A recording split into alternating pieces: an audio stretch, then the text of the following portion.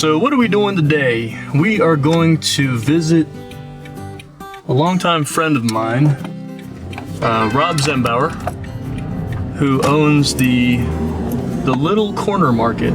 It's really been a long-standing business here in Frostburg, Maryland. Really the epitome of small-town business, and it's really kind of been passed down generation to generation and just kind of survived, which is pretty impressive considering the fact that there are a lot of businesses in this area that simply don't succeed.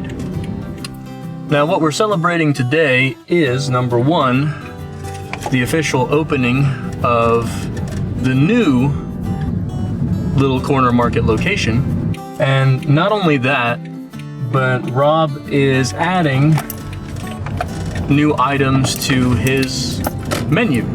And for those of you who know, Lil Corner Market does make food items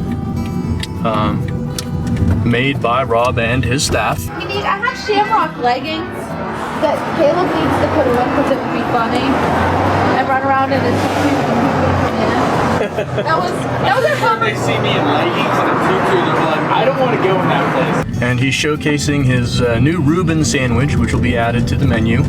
As you're probably aware, the Reuben sandwich has its own following.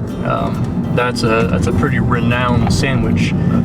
Now, those of you who know me know that I also don't eat land-based meats, so I probably won't be eating the Reuben unless he found a way to craft a vegetarian version of that.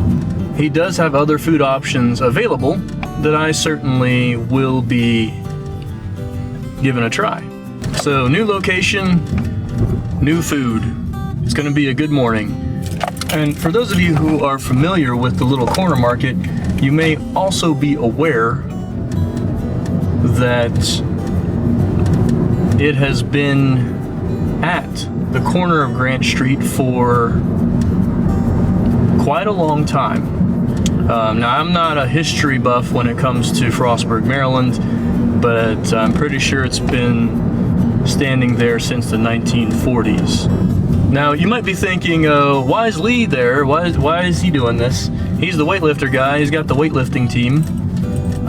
Well, it kind of came about because the Lil Corner Market is pretty heavily involved with the Relay for Life, which we're fundraising for right now. Lil Corner Market's already involved in the catering of that event, and they're also contributing to our cause. So we decided to kind of give them a handshake and do a little special on the Lil Corner Market today.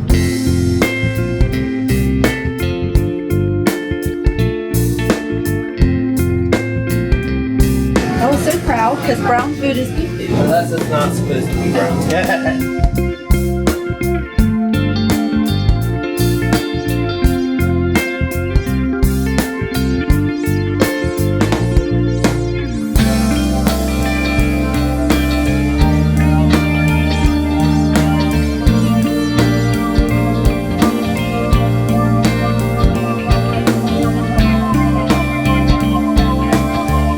We just got here. That's cool how you can just talk to your phone and it texts people. Yeah, you can do that to yours too. Can I? Yes, you can. Huh. What does it do if you go? I'd probably say something back to you like, what?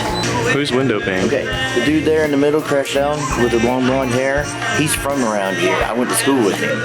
And right after high school, he moved to Seattle to become a rock star. And he's like this close. Those are all his CDs so far. And they just released a new vinyl in the last couple weeks. He can probably try it, but I'm a pescatarian. So can you make a vegetarian Reuben sandwich? Like with just the coleslaw and the sauce or whatever? We had talked, and I wish we had them. Jamie wanted us to make a portobello Reuben, and we don't have any portobellos. I got something even better. Really? Portobello. Oh, that sounds exciting. Are you good with cheese? Yeah. So just fish? Just fish and cheese is, okay. Yeah. Yeah. This is exciting. Something good. Vegetarian. Okay. Something good. Don't make a lot of noise.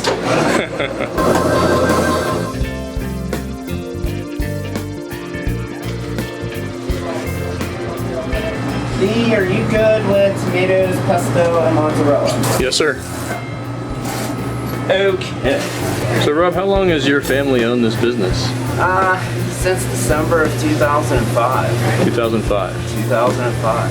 It's been a long time. Right. But the Lil Corner Market's been like a historical landmark forever, right? A long, long time. It was back in the 20s that it started out as Jolie K. It was down on the corner, like the actual corner of Grant and Main Street. Yeah. Sometime, and I'm sure somebody's gonna tell me that the time frame is maybe not 100%. Sometime in the 40s, it actually burnt down and then went into our old business or building. And then it passed hands from the original owners to the Grants, to the Yosts, to the Beals, to Bonnie, God bless her soul, and then to us in 2005. Wow. So it's got a long history, a long, just like, you know, it's a Frostburg staple. So Definitely. we're making it work, although the corner market isn't on the corner anymore. But that's okay because we moved downtown. Yeah. We are getting ready to fix a pesto, Roma tomato, and I'm ready. I'm going to set this in there. Business never stops. We have pesto, we have mozzarella cheese, a lovely Roma tomato. Yummy. What we're gonna do is our lovely flatbread, our lovely pesto. Get a nice good spread on it. Then while this is doing its thing in the oven, I can make Mike's Reuben. Romas, That looks good. mozzarella. And I think for you guys, we're going to go the extra distance and get one more slice on there, so it is extra better. Woo. Extra better. Extra better. Fired up, and in about 8 minutes, you've got food. You need Swiss cheese for the Reuben, 2 thick slices. And we got our secret stash. We pre-pack it so everything's consistent. We pre-weigh, pre-do everything, and when it's vacuum sealed like that, all of the juice from the sauerkraut, it's all in the meat. Oh yeah. Nice. That's how. Yeah. There's other, we have, and that's such a good tool. We've got a great big vacuum sealer. Like if you want to marinate a steak quick, put a steak in, put a little marinade in, and then hit that thing. That's a good tip. So if you have a vacuum sealer, lovely marble rod, that's the way to do a good Reuben.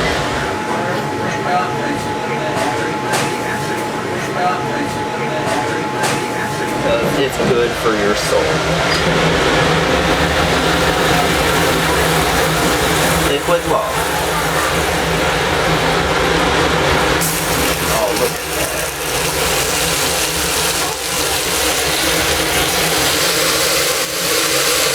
Never mind the floating sauerkraut. Then we just kind of give this a minute or 3 or 4 or 5. Let it kind of come up to temperature. You kind of want to get it, it'll start to brown through there. This was really quick. Yeah, that's the nice thing about cast iron. Because once it's hot and running, like it is like right now. And cast iron is the way to go. A good Reuben is hard to find. Like I get out on travels and stuff, and if I find a place that's got a good Reuben, I usually tend to see that they have everything else good. So that's like a real good litmus. The Reuben kind of leads into some other stuff. Like if you're not super into corned beef, we could do a Rachel. so that's turkey instead of corned beef. Like a Rachel proper, which is coleslaw instead of sauerkraut. We've got everything there. It just needs a Thousand Island. The next homemade Thousand Island, she came up with a little twist on the recipe to make it ours. I like to cook, so sometimes I do stuff. Your sandwich looks pretty I'd good. say that's looking good. So Mike's Reuben. You say grace. We haven't eaten yet. Okay. Do you want to say it with us? Do I get to eat with you? Sure. Come on over. That's good food. That looks fantastic. All right, you ready? I am ready. Grace. Grace.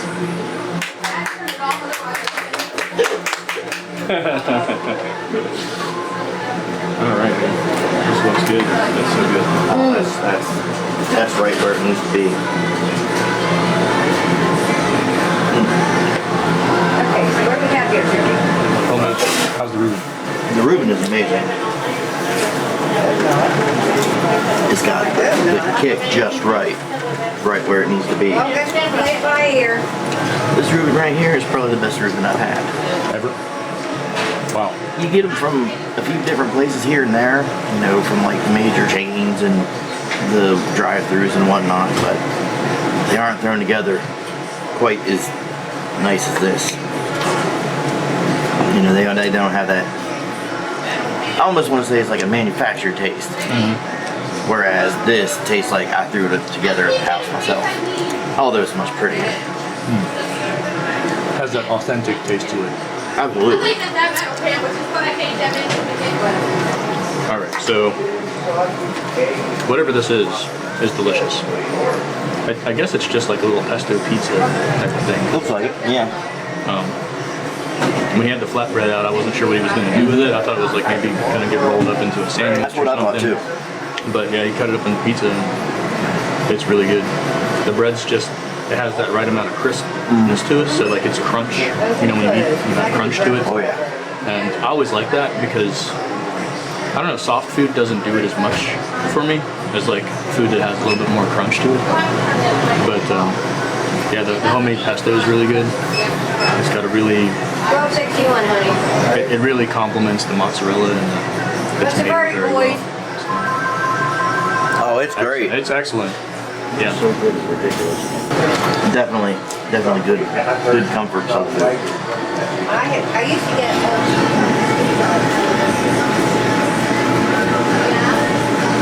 yes. And it's nice. Okay, honey. You got the view of the main street now. Bye-bye. Yeah, I think this will be big for the business. Every time they have the big Main Street events, this place off, he's right in the middle of it. Right. Lil Corner Market was just outside of that, you know, before. It's right here in the mix Girls of all everything. set? There's the water to pick up. I think it looks great. I like this new one, man. Definitely.